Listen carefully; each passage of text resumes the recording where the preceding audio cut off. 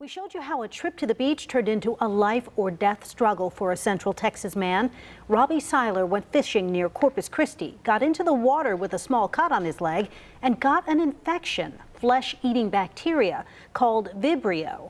His organs quickly failed and doctors amputated his leg above the knee. His family says he nearly died. Today, we wanted to know how easy is it to catch Vibrio? And how would someone know when they have the flesh-eating bacteria? Robbie Seiler's recovery from Vibrio will be a long one.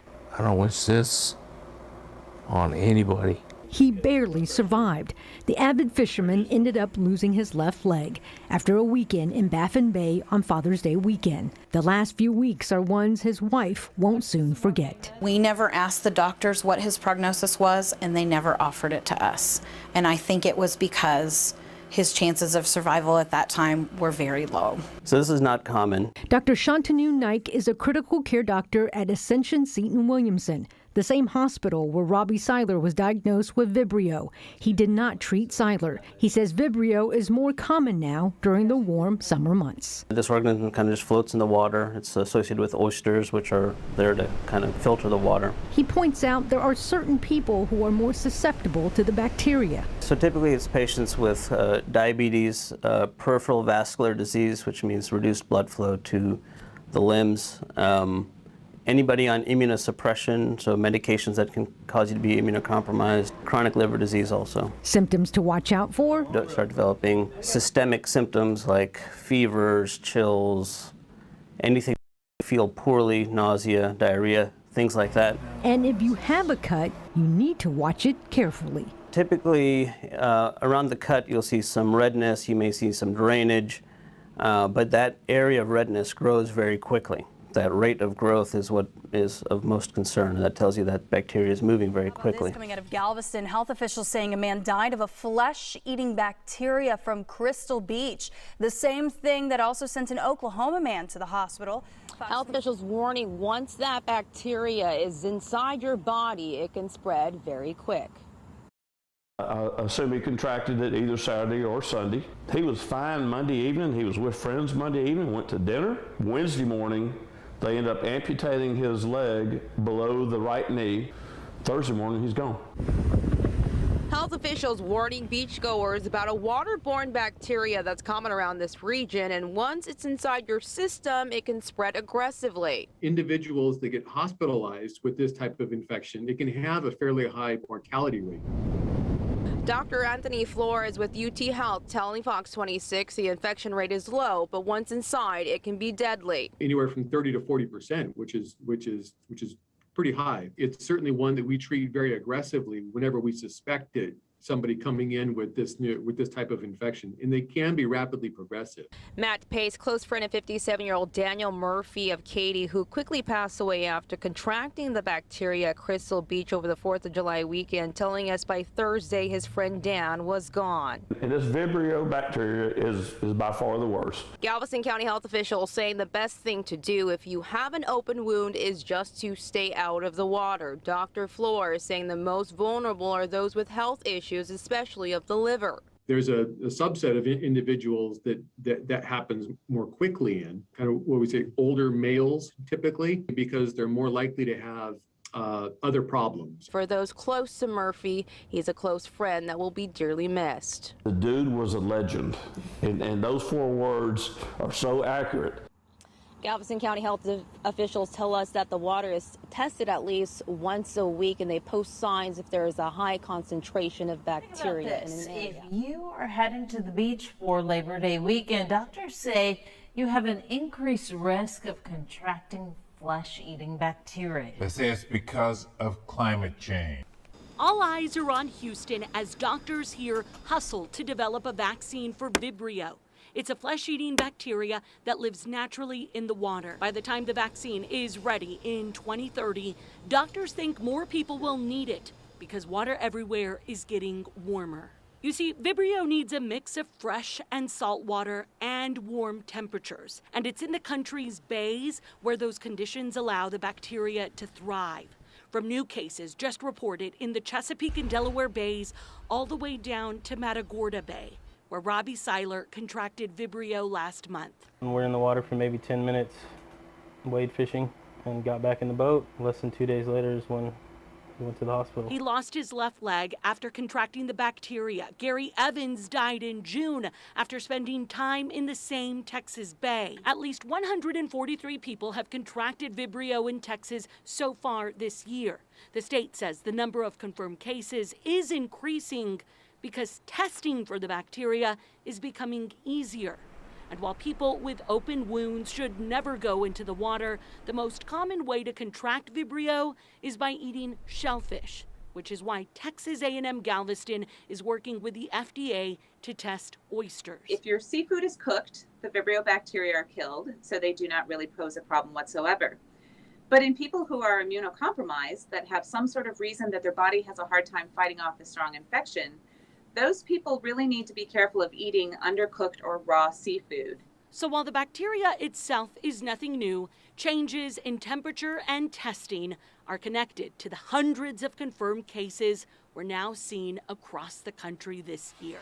The state does track bacteria levels off the coast, but remember it measures fecal levels, not for Vibrio, the flesh-eating bacteria. The bacteria Vibrio vulnificus can kill someone within 48 hours. It lives in warm seawater and can get into the body through an open wound, even a tiny one like an insect bite. It can cause a life-threatening skin infection called necrotizing fasciitis. The first symptoms usually show up a few days later. Some people say it feels like they pulled a muscle, but then the skin gets red or purple and swells, and the pain gets worse. In addition to the skin infection, people can have vomiting and diarrhea. The bacteria move fast and destroy tissue around the muscles, nerves, and blood vessels. People may need amputations to save their life. But remember, severe infections from Vibrio are quite rare. Most deaths are people with weakened immune systems. People get exposed to the bacteria through being in the water or by eating raw oysters, clams, and crabs. To stay safe, the CDC recommends staying out of the water if you have any wounds, cooking all shellfish, which kills the bacteria, and using gloves if you handle any raw seafood. Well, the bacteria is called Vibrio vulnificus, and it's common in the Gulf of Mexico during the summer months. And Michelle says she got it after going swimming with freshly shaved legs. Oh yeah, of course it's saltwater. You don't think nothing of it though.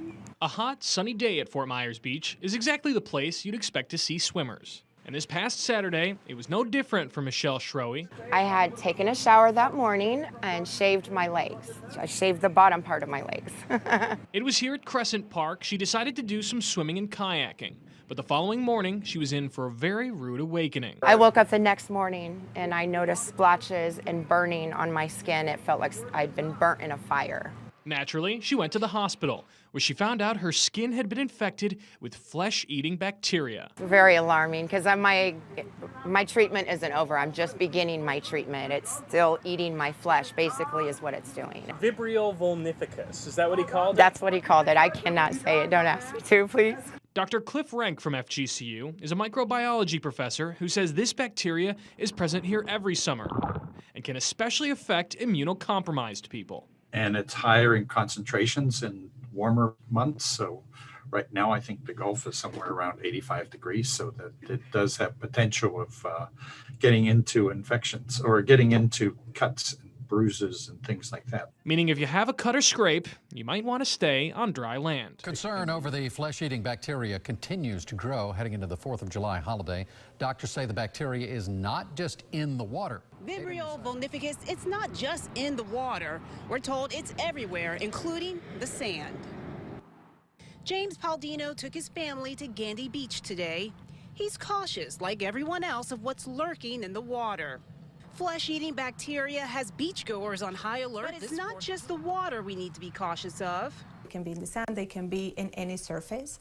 Dermatologist Dr. Maria Hicks warns of cuts and scrapes. Consider shaving a few days before you hit the sand. There's a cut, there's trauma. It's very easy that happens. You know, on the beach, you're running around.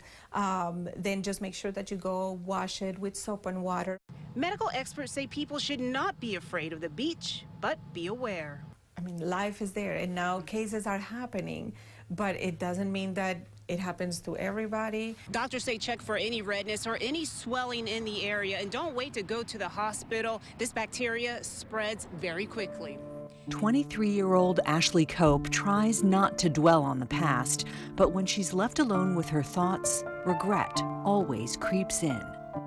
You know, I go back to that day that I went and wish that I didn't go. She went to VIP plastic surgery for what was supposed to be a simple fix of a complication from a previous breast enhancement. The result, far from simple.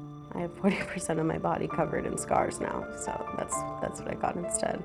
Ashley is suing Dr. Christopher Corsandi for malpractice and neglect. Medical records cited in her lawsuit described the deformity she needed to fix. Matthew Hoffman is her lawyer. She had what was referred to as a double bubble. It was a failed breast implant. The implant on one side had slipped down. Dr. Corsandi, who put the breast implants in, recommended liposuction and a fat graft to fix the flaw. It was going to be in his office, and it was going to be a minor procedure. His office on Sunridge Heights in Henderson is not a surgical center. He said that it didn't need to be in a center, that they do it all the time. So, of course, I trusted my doctor. But shortly after the procedure on November 26, 2019, Ashley became violently ill, vomiting repeatedly and in severe pain. I just still kept getting worse, more and more. The pain was just unbearable. According to the lawsuit, she was told to come see Corsandi the next day.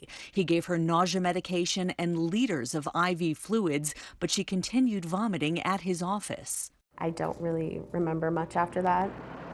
What happened after that made things worse, according to the lawsuit. Corsandi sent Ashley to the ER at Green Valley Ranch. He called down there for us. Okay. And said that he would call down there for us so we can get in and get out as soon as possible. The ER at Green Valley Ranch is an extension of Henderson Hospital, which is part of the Valley Health System. She ends up at the ER at Green Valley.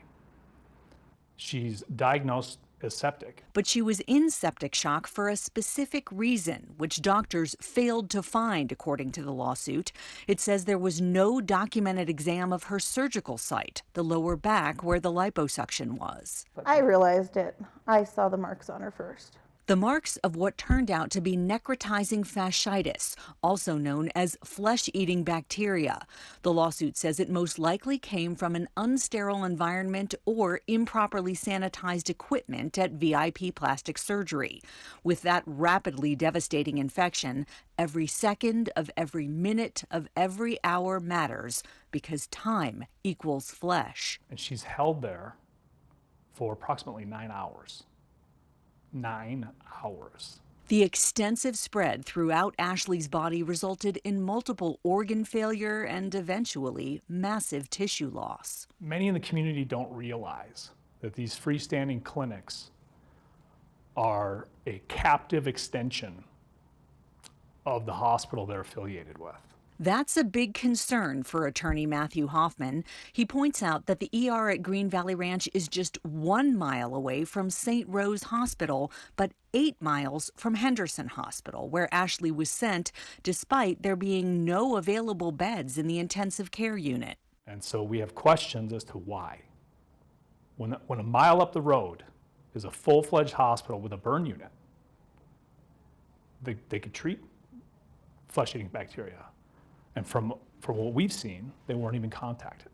The lawsuit alleges that may be a violation of federal law, the Emergency Medical Treatment and Labor Act. In addition to Dr. Corsandi, medical staff at the ER at Green Valley Ranch and Henderson Hospital, as well as the facilities themselves, are named in the lawsuit and charged with failure to provide proper and timely care and treatment. If you can't stabilize or admit a patient, you have to transfer them out to a higher level of care. You can't hold them hostage until your parent hospital has an opening. making him question whether the facilities were prioritizing profit over patient care. A lawyer for Henderson Hospital and Green Valley Ranch Emergency Department said, due to patient privacy laws and the pending legal action, we cannot provide specific comments on the care and treatment provided. But he said evidence will prove their actions were appropriate and timely in addressing unique medical issues, adding, we extend our sympathy for the patient's situation and our hope for her full recovery. The lawsuit says Ashley never should have been sent to Henderson Hospital because it simply wasn't equipped to care for her. I mean, they said that it's a possibility she wouldn't make it. That's kind of where they were leading us. If she did survive, they told me she would lose all her limbs. I can't even believe that was considered medical care. It was horrible. When did you realize you had to take matters into your own hands? When they gave up on her. the Cope family was determined to get Ashley out of Henderson Hospital and finally succeeded with help from an out-of-state family member who had a personal connection at UMC. They sent a trauma team to transfer her with an operating room on standby. I woke up at UMC. I knew that something was wrong, but I didn't know exactly what. I didn't expect it to be that bad. It looked like I had gotten attacked by like a shark. Ashley would spend the next 4 months in a UMC hospital bed, undergoing therapy and countless surgeries. Those 4 months didn't just feel like 4 months. It felt like years in there. And it's still not over. I still have to go and get the procedure done that Dr. Corsandi originally started that caused the infection. It didn't get fixed. Flesh-eating bacteria sounds like something out of science fiction. And if you want to get technical, it is. Flesh-eating bacteria is a convenient term. What's actually happening, though, is once the bacteria start to grow and divide underneath the skin, they aren't actually chewing up the flesh.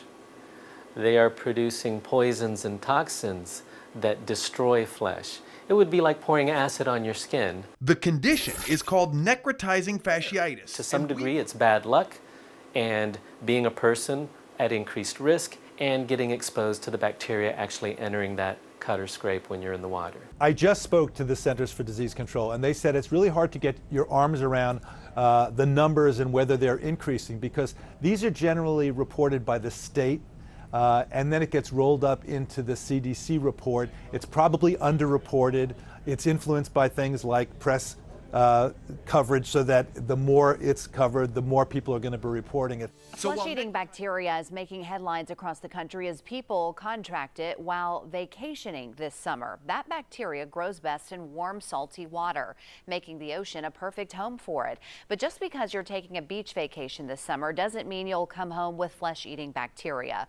Really, the only people who need to be concerned are those with compromised immune systems, or if you go in the water with an open wound. Any cuts, any wounds, any puncture wounds, even something like an insect bite can be a portal of entry for these bugs.